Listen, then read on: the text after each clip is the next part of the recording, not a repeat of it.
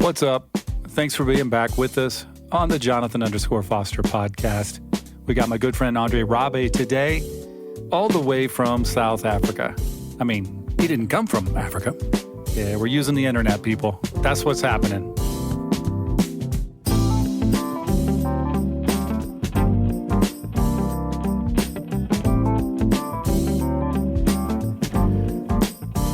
So yeah, before we get to Andre, I got 3 things to remind you of. Number 1, Girardian intersections. I hope you've had a chance to check that out on eventbrite.com. Andre will be one of our keynote presenters, along with Brian Zahn, Jennifer Garcia-Bashaw, Julia Robinson-Moore, Thomas J. Ord, and myself. So we hope that you will find us there. If you've never read much of Girard, this will be a great place to learn more about him. And I promise you this, if you take it seriously, it will affect your theology, the way you read the Bible, what you think of in terms of your desires, your relationships. Girardian thinking colors a lot of things. So we hope that you will join us for that. Secondly, Theology Beer Camp with Trip Fuller. I'll be there October 19th through the 21st. If you haven't signed up yet, make sure you use my name as a code, Jonathan Foster. Gets you $25 off. That's right. My name is worth $25. Pretty impressive. Thirdly, if you haven't signed up for my Substack or Patreon newsletter, I highly encourage you to do so. All serious people who follow me, all people who seriously follow me, it works either way, are on the Substack or Patreon page. The easiest thing is just go to substack.com/Jonathan_Foster, and you'll get in on all the almost weekly goodness that happens there. And that way you can stay up to date as far as the projects that I'm involved in and things that I'm doing. Okay? Well, let's get ready to hear a little bit from Andre. He is a fellow Girardian, as it were, and I'm really appreciating my friendship with him. And I got to be honest with you. I know all podcasters say this, but I absolutely love this conversation. I think that you will too. Make sure you find out about Andre at alwaysloved.net, and I'll put that in the show notes, but I hope you'll follow up with him and his partner, Marianne. All right, peace, everyone.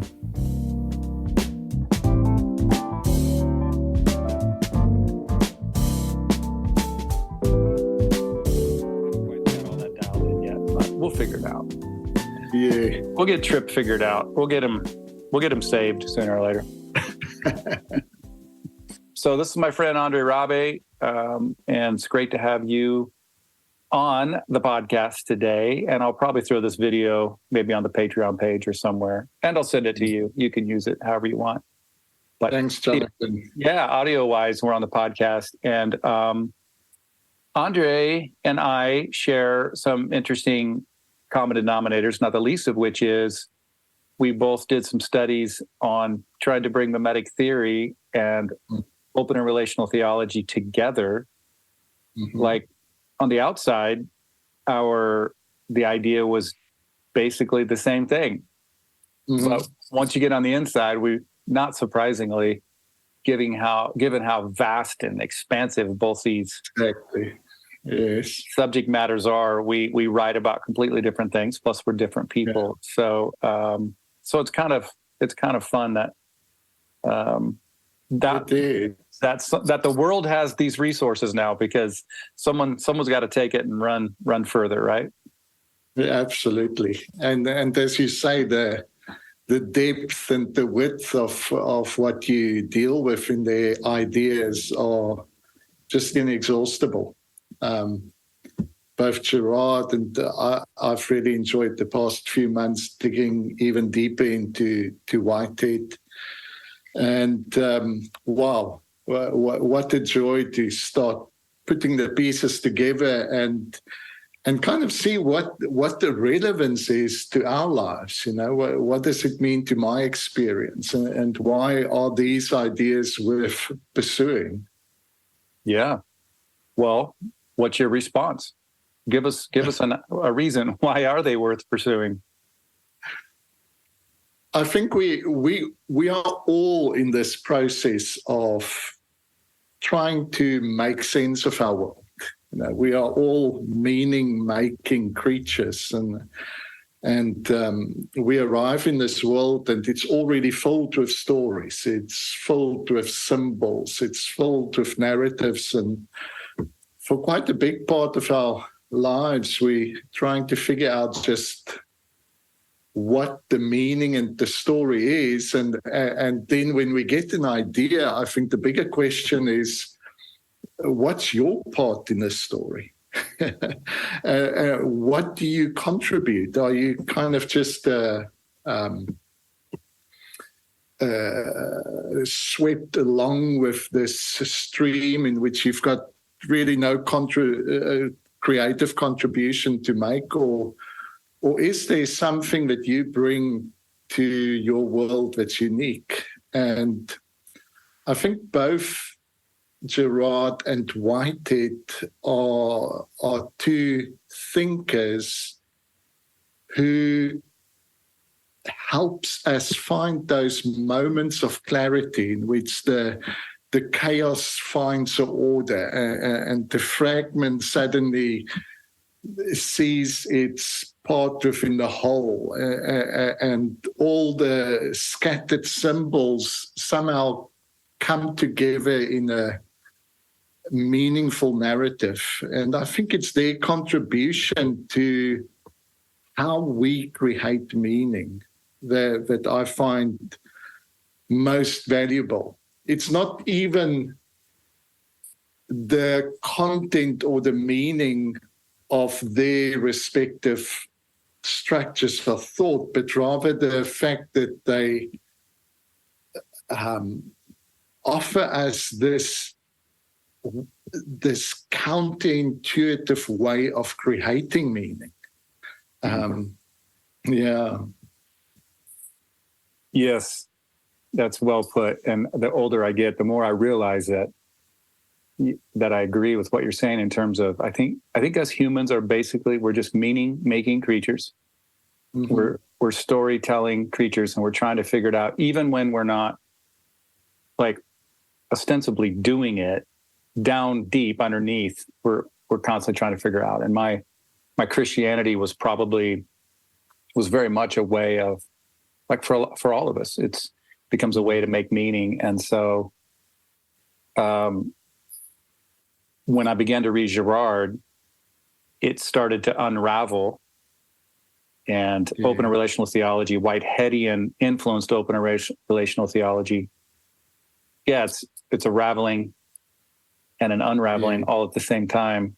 How do you, when you began to introduce this work to people who maybe haven't studied as much as you have, you ever feel like you want to offer an apology? Like, oh, I'm about to give you this stuff and it's going to begin to unravel your meaning-making system. I'm so sorry. Yes. Wow. We often find ourselves in communities where I know the traditional narrative that they've been involved in, and at the same time, I know that being introduced to these ideas were devastating to my faith and my ideas up to that stage. And so it's that difficult position of, I want to be of benefit to you, but the only way in which I can be of benefit is to totally annihilate what you stand on at the moment. And it's to find that balance where people don't know that you're busy destroying their very foundation of faith until it's too late. And they, at the same moment, find that there's actually a much better foundation and a much more expansive, more beautiful faith. And what I always know within whatever group we're part of is more and more there are people in these groups who have already deeply questioned the assumptions that their beliefs are built on. And maybe on a superficial level, they have to maintain an appearance of, abiding by the statements and the towing the line of the official narrative of their denomination or their church. But most people who are honestly seeking meaning are already in the process of finding the many assumptions that our beliefs are built on just not worth it anymore. There's got to be a better explanation, a better story than that. And so I find that really exciting because I'm very often with groups and I sense that there is a receptiveness. I sense that God has already been working way before I got there. I'm not coming there to introduce them to something that's completely new. We are actually just helping one another break through the latest barrier to see what the Spirit of God's been doing in us all along. So that's exciting. That's exciting to be at that point. Yeah. Yeah, it is. And I will say, I was thinking when you were responding that way, that as I look back over the last 5 to 10 years, really about 8 years for me, that there is a growing, there's an increasing interest in already admitting to having questions, even more than there was 5 or 10 years ago. 10 years ago, you had to, well, I'll speak for myself too. I mean, I had to as well. I had to create room to even just admit that I had questions. Yeah. So I do think you're right. My experience has been that a growing number of people are at least, creating space, thankfully. Unfortunately, of course, I think the reason for that is because there's so much unrest and lack of peace and the Christian story, at least, which is where I know you spend a lot of your time, and I certainly spend a lot of my time, has been left wanting. So that's unfortunate. But yeah, that's a good reminder. And you and Marianne, I mean, you guys travel the world. I don't have very many friends who, live in Africa, but come over to America or to Europe and go speak regularly. So I'm really excited for and proud of what you're doing. How are you noticing, is Girardian or Whiteheadian stuff, for that matter, being received well in different parts of the world, or is it kind of similar? Or yes, so we would typically get invitations from places where people have already heard something about what we had to say. So if they heard anything I had to say in the last 10 years, they probably heard a little bit of Girard in there as well, no matter what the theme. And I guess what I can say is that 10 years ago, it would have been, the name wouldn't have rang any bells for most people where I would have ministered. There is a growing awareness. And even if it's not the growing awareness of the different authors or the technical terminology or all of those things, I think the way of thinking is certainly there. More and more people are questioning the logic behind penal substitution, the logic behind the God who is violent. More and more people are questioning the way in which we view truth as something that's just static fact, that you've got to just agree to these statements and that's truth. I think most people are coming to that place where they say, actually, truth is much more expansive, much more creative, much more alive than just having to agree with a preset narrative, which at the end of the day is really just somebody's interpretation of text in most churches, which is so people are already moving to that place to say that maybe truth is, maybe there's room for different perspectives, different views, and each one of those views and those perspectives produces a value that is not visible in the other perspective. You know, it's kind of like art. Art is that process of harmonizing all these contrasts and all these elements in a way where some elements disappear into the background and some elements are emphasized in our focus and our attention.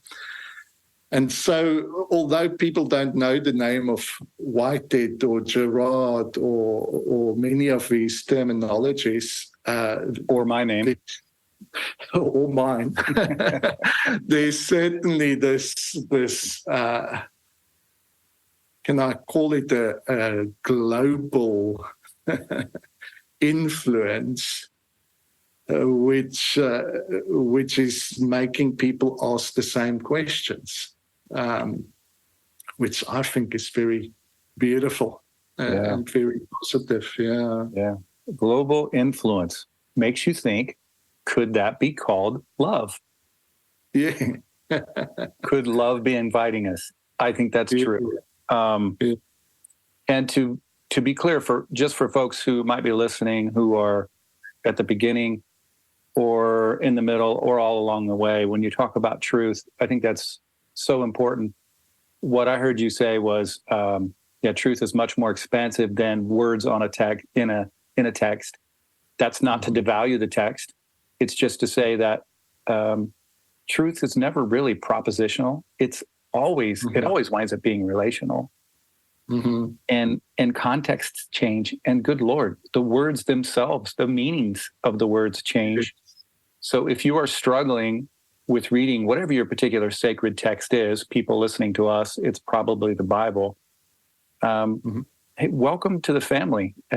This is good news that you're struggling with some of these words, because they were written a long time ago. They've been translated many, many times. They've been interpreted through lots of different lenses, by the way, mostly through, white, Eurocentric, masculine, straight, relatively affluent theological types before they ever got to you.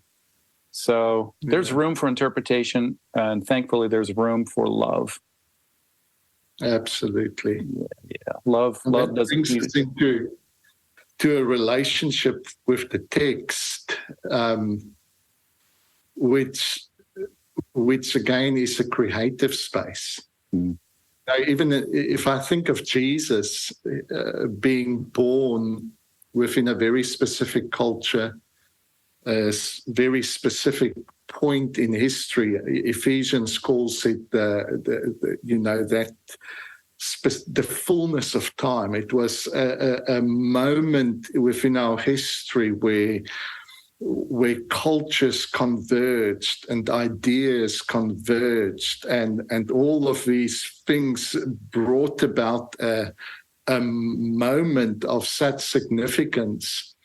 And he was part of the Jewish faith.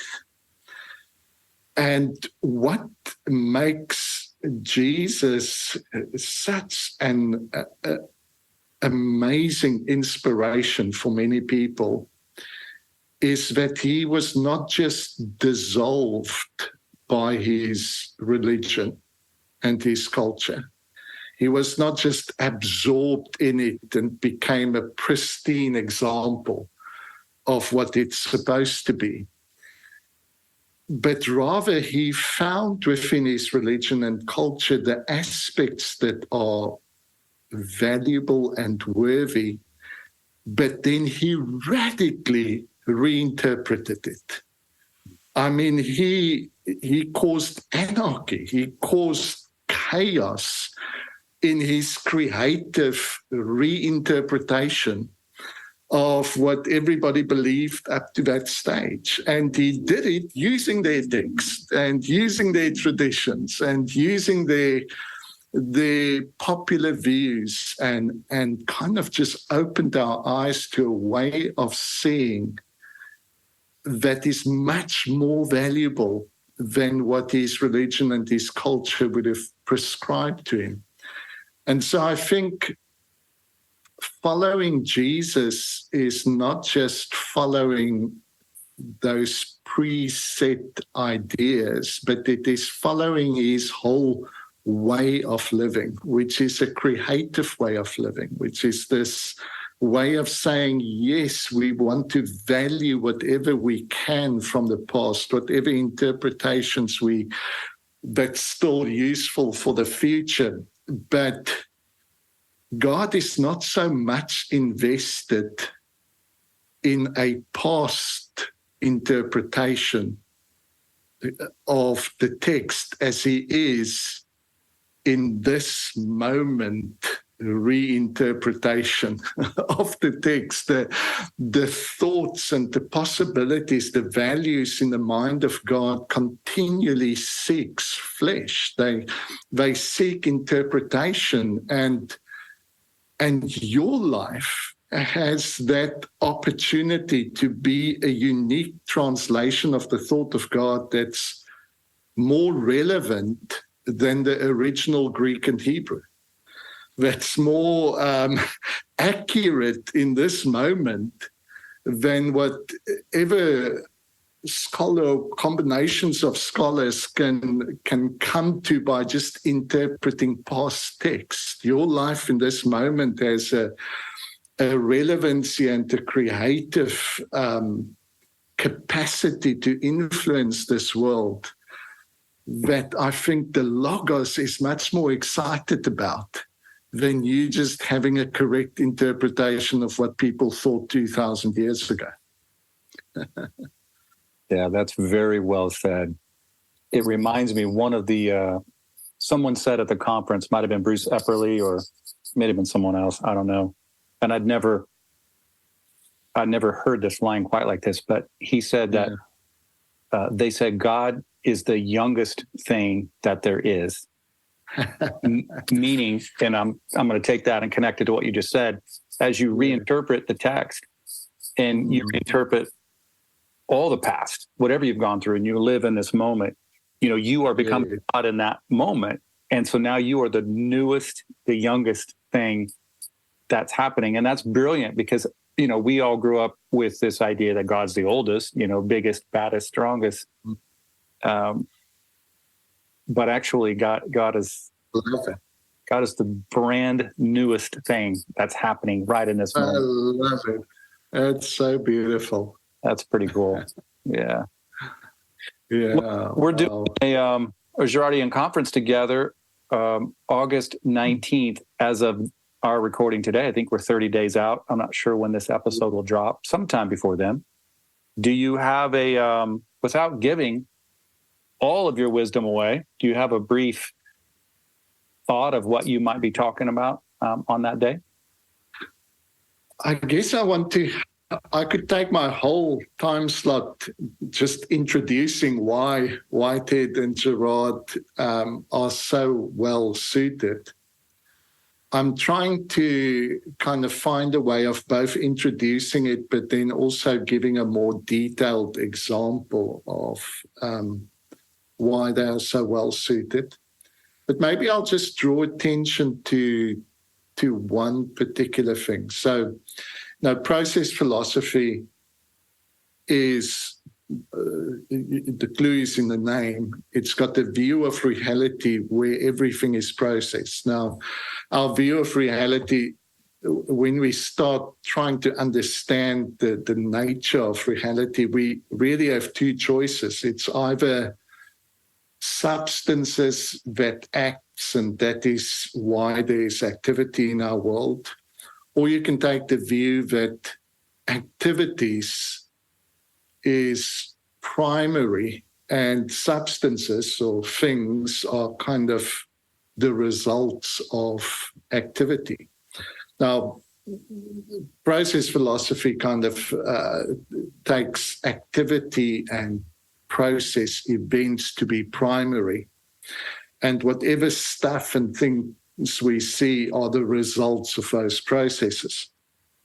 So that's kind of a very simplistic way of saying this universe is a pulsating, living movement. There's no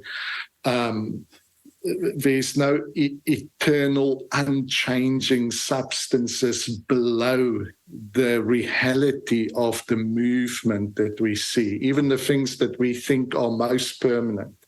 If you look at the mountain, there was a time that mountain wasn't there. It might have taken much longer to become what it is, and it might look much more stable than all the other things around, but it's also in process.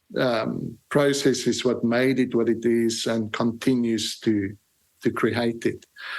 Now, that kind of fundamental idea behind process philosophy, I think, finds an echo in the way in which Girard looks at the human story. He looks at it as processes, that this process of forming desires, I think mimetic desire is kind of the basic unit of process that he begins with. But this basic process by which we somehow feel the desires of others and duplicate it within ourselves to some extent, or creatively reinterpret it within our own context and nature. That process then becomes intertwined with many other processes. So how does this process cause conflict? How does conflict cause scapegoating? How does scapegoating, that process, cause the emergence of religion and culture? So one can view Girard's whole theory as just the interconnected and nested series of processes. Now, when you know all of this, so I'm kind of just giving you a unique perspective, I think, on how I'm thinking of bringing them together. But then if we look at, Whitehead developed a very detailed system by which processes can be analyzed, and understood in more detail. So what happens if we apply Whitehead's metaphysical categories to the processes within the Girardian world? I think one of the things that happens is it gives us more insight into those processes. But as a summary, I would say that Whitehead's insight into reality is a reality where we cannot divorce the fragment from the whole, or the particular from the universal. So Whitehead's view of reality is a cosmic story. It's got both a cosmology and ontology, and they're inseparable, because the nature of things are intertwined with the whole. And so if we put Girard's anthropological story into the context of this cosmological story, we attain a larger story, or a story where this portion, which is anthropology, this chapter, the human story, becomes is brought into clearer focus, I think, by Girard. He adds something to that chapter, but Whitehead also certainly adds a lot to understanding human consciousness, understanding the movement of desires, and so that's kind of the ideas that I want to bring about, and I'm sure that probably with this conference, most people will be more interested in Girard. But even though I'm at the moment putting the dissertation into a book, I'm aware of the fact that most of my audience will either be people who love Whitehead and process, or they will love Girard. There aren't many crazy people like us that have tried to bring them together. And so I'm working on a way of how do you simplify the Girardian story? And how do you simplify the Whiteheadian story? How do you give a quick sketch of both and then delve into the detail of where they connect further down? Yeah, that's really good. I just thought I'd offer a comment when you said something like, I know you already know this or whatever. So the truth is, I do know a lot of stuff what you're saying, but A, like you said, it's great to get someone's unique perspective. B, the old adage has never proven to be more true to me. That is, the more you know, the more you realize what you don't know. Yes. And it's particularly frustrating because I've been on a journey, probably like you, lots of us, trying to figure it out as if you can figure it out. And every time I turn the page, both literally and metaphorically, there's more pages to read. There's more things to learn. Yes. So I can get overwhelmed at times. And so all that to say, too, for people who are listening, even for those of us who have stared at the ceiling for hours on end, trying to figure out how this makes sense, you never stop learning. So, which is slightly frustrating, but also a lot of fun.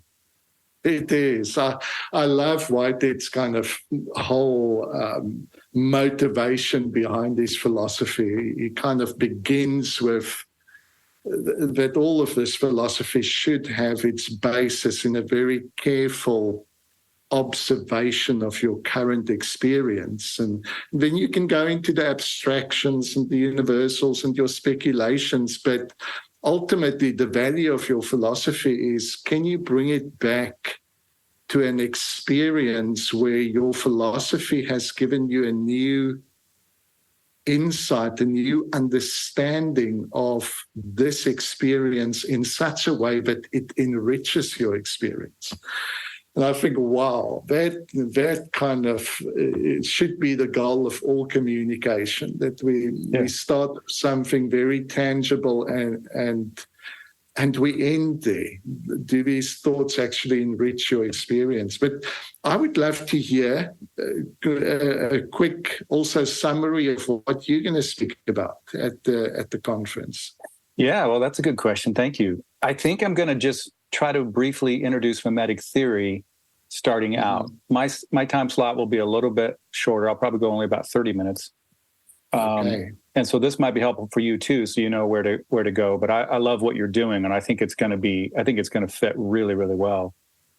I usually unpack mimetic. It's not linear, but I try to make it linear so that I can give myself and others handles on how it might work. And I usually say it's like a 5-fold movement, but I'm always, not always, but over the last couple of years, I've been more and more unpacking the 5-fold movement against the backdrop of two things. Number one is the reality of relationship, the relationality of the world, which you've already begun to speak to, the interconnectedness and the entanglement, which is what our smartest people have been telling us, and it's what our experience seems to say is true. And then a second piece that I think is often overlooked with Girardian stuff, or for that matter, maybe a lot of stuff, it's this philosophical idea of, well, if you were speaking philosophically, you would call it the lack. Maybe religiously, you would call it like fallen shortness or something, this crack, this kind of break, that what seems to be true about all of us humans is this common denominator that ties us together, is this idea that we're aware of there's like something not quite right inside of us, or cracked, or maybe broken. I don't love that word as much, but just a gap, a lack. And I think that plays a huge role in how mimetic desire begins to grow, because it agitates it. And in fact, if we wanted to, we'd go off on a whole tangent about how it agitates a lot of Christianity, because much of Christianity took that idea of this gap, this separation, this lack, and took it to mean that God was separate from us, which I don't think is true, and it sent us off in the wrong. But so what I'll do is I'll go, hey, mimetic desire plays out against relationship and this lack, and then it goes desire, imitation, conflict, scapegoating, which is a resolution of the conflict. And then the fifth piece is the ritualization, and which you already mentioned, the religion, and that comes out of this whole thing. Yeah. And that's probably so very useful to know. And I love the coming to the heart, and the assumption of where desire begins is this sense of lack. I was so amazed by some of the things I discovered in Whitehead in the last week about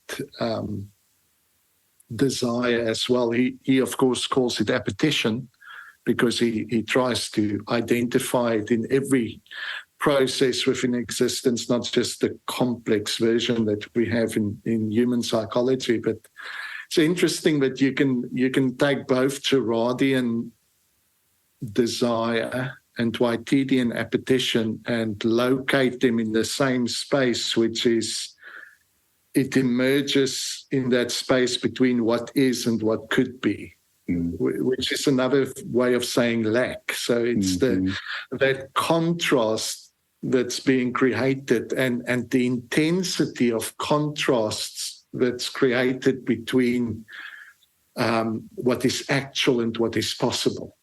I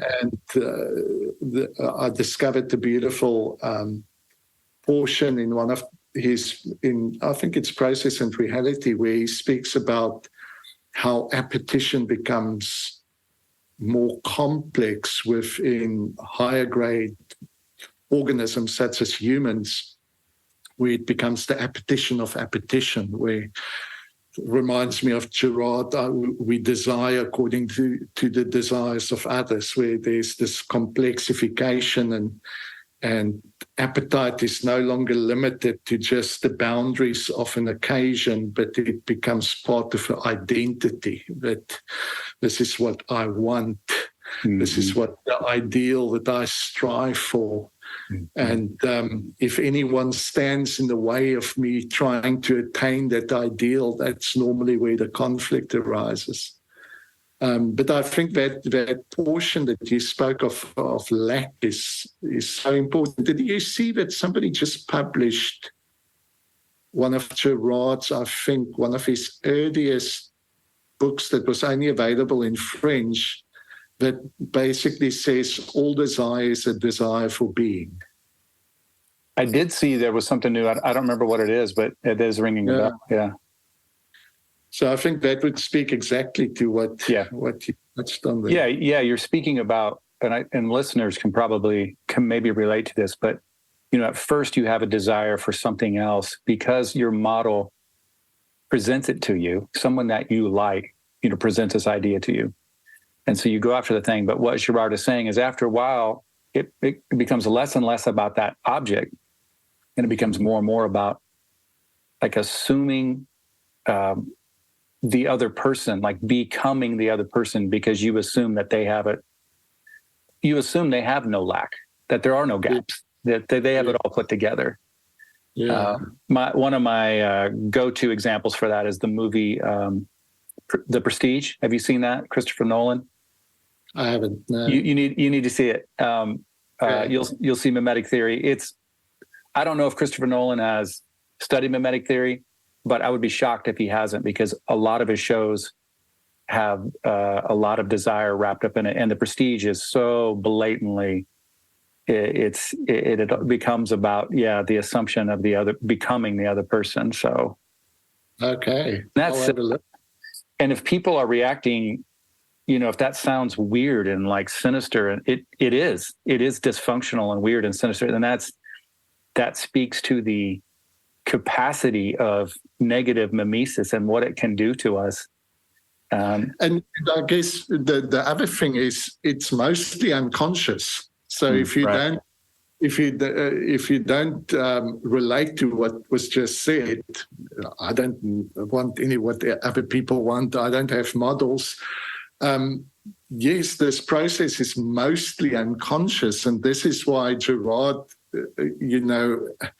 unveils this very embarrassing and uncomfortable truth, and that is, if you find yourself in conflict with somebody, it is probably because on an unconscious level they are a model to you, and which meant that you adopted similar desires to what they want, which means that you are both reaching for the same object of desire, and that's where the conflict begins. So in conflict, we don't like to hear that we are like the rival. All we want to see is that we are different. Right. He is this, and I am the complete opposite. But the uncomfortable truth that Girard reveals is that rivals don't fight because they are different. They fight because they are the same. Yeah. I'm pausing to let that truth sink in. Because that, I think, is one of the most brilliant things that Girard helps us with. And it's one of the things that I personally constantly have to wrestle with. Because yes. I'm the same. Yeah. It's been so helpful for me in understanding any situation in which there's conflict. And it doesn't have to be, major conflict with an enemy. I can even think if there's conflict within my marriage, what is it that I perceive my spouse as withholding from me? What desire do I see her as an obstacle to? And suddenly, there's a different way of viewing the problem, and it's a way of viewing the problem that helps you find the solution within yourself, rather than always saying the problem's out there. And, if you change, then everything would be okay. Suddenly you realize, I didn't even know that it is that desire that has caused this problem. And why do I desire it? Where did that desire come from? It's been so useful in a very practical and real way of understanding relationships. Yeah, super helpful.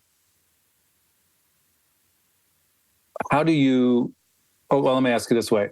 So I think we both would agree that, so mimesis in and of itself, this interactive, desiring energy that seems to be bouncing around in between all 8 billion of us humans and growing. Mimesis in and of itself is neither moral nor immoral. It's an amoral thing. Girard famously doesn't, or infamously, doesn't expand on the positive side as much as the negative. So we could talk all day, but I thought maybe we would wind down by, I'll just make the comment that because I know we've talked about this before and we would both think this anyhow, that one of the ways to combat the negative mimesis is to accept the reality that my model is presenting desires to me, mediating my desires, to be humble and admit that I'm not this completely unique individual. That's somewhat of a myth. And so I have to take time to think about who my positive role models are. Who are those models out there that are living in I'll just say a healthy, emotionally, physically, spiritually way. And so if I desire their desires, I have a better chance at health myself. So for you, and I know we just covered a lot of territory, but all that to say, who are your models right now? Who's healthy for you, and who have you been trying to intentionally emulate and be aware of? Yeah. I remember when that whole process hit me many years ago, when I discovered that others influenced my desires. There was a stage in which I just lost all desire. And I think it was kind of a subconscious rebellion to being formed by relationships with others. I didn't want anyone to be part of that creative process. And it happened, I didn't understand it fully during the process, but afterwards I started, and during the process I started realizing why I had such a rebellion against this idea that others could form my desire. I grew up with such a strong sense that who and what I am is this substance designed and deposited by God within me, and nothing will ever change it. And to move from that to know God is actually in this moment with you, creatively deciding what you're becoming. And together you are creating what you are. And that togetherness is not just the togetherness of me and God, that's the togetherness of me and every relationship I'm in. I thought when I first came through that, and it was a place where I think my faith was severely challenged in that time again, even so much so that I feel that was a moment in which there was a very significant recommitment in myself to the person of Jesus. When I intentionally started thinking, who do I want to be models in my life? I reconsidered the person of Jesus. Well, I remembered what the model has been for me in my life, but at that time I thought, well, here's a person that somehow found the ability to love in the midst of whatever was thrown at him. And because of his ability to lose himself and give himself for others, what the impact he made. If there's anyone that should be an example, it's him. But then I started thinking as well of my family, my friends. I developed a new perspective and appreciation of the relationship that I have with Marianne, my wife, a new perspective and appreciation for the relationship that I have with my kids, realizing that these relationships should not just be a continuation of an old pattern, but they are creative movements. That on a daily basis, I can look at my wife and not just be familiar with what I think I know about her, but be open to the creative possibilities that she brings to my day today. That there's something she contributes that's never been contributed before. So I guess what I'll say is that instead of mentioning big names, what I want to say is that my friendships with specific people have deepened because I've kind of acknowledged their creative capacity to influence my life. And they might not be well-known names, they are just friends. And Jesus is a pretty well-known name. Oh, yes, he is. Yeah, that's the one. But also, so generally, I would say I found a new appreciation for the value of relationships. Now, practically, I guess what's captured me for the past few months is for the past few years is a very deep engagement with both Whitehead and Girard. We both love Thomas Ord, his amazing contribution that he's making to open and relational theology. There are people that I identify and say, these are relationships worth nurturing. Yeah, that's it. That's very good. So when do you imagine? So for those listening, you've already completed a dissertation. You've already done all that, and but now you had the crazy idea of adding some stuff to it before you publish it. Yes. So and when is that going to be done, do you think? I was really hoping end of July so that it can go out to be, peer-reviewed and be available shortly after the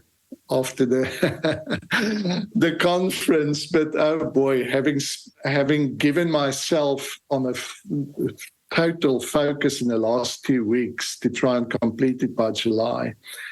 Now there are weeks in which it feels this will never happen, and then there's days in which I feel I'm going to finish it tonight. This is just flowing so nicely. Unfortunately, I'm at that stage at the moment where I feel it's going to take a bit longer. Yeah. But it's imminent in the next few months. Yeah. I totally relate to that. You feel like it's over, and the next day you learn something new, or you have a conversation, or you read something, and you're like, "Oh man, I got to insert this." So no pressure. I look forward to it either way. And obviously, I've read what you've done so far, and I'm really excited about it. And yeah, maybe conference time, if people are wanting to read it, maybe it'll be done enough for you to shoot some, early iterations of what you think the final might be in PDF form or something to folks, and then that could be helpful, or whatever's helpful for you is cool. Great. Thanks. Well, I would love your take on this one, because there's a lot of things that's shifted. I bet. Kind of the form, you'll recognize everything that was in the dissertation is there, but there's a greater width and depth to it. Yeah. I bet it's going to be great. I think super, super helpful for our world, and hopefully people can run with it and go even further. So, well, thanks for hanging out with me all the way from Africa, and we'll get together in a month or so with our friends and talk more Girardian stuff. If people want to find out about you, is it alwaysloved.net? Is that right? That's it, alwaysloved.net. We've got links from there to all our resources. So yeah. So I encourage folks to check in with Andre and read his stuff and listen. He's on lots of YouTubes and different things like that. So cool, man. Thanks, Jonathan. All right, well, tell your partner hello, Marianne, and we'll talk soon. Appreciate it. Thank you, my friend. Bye-bye.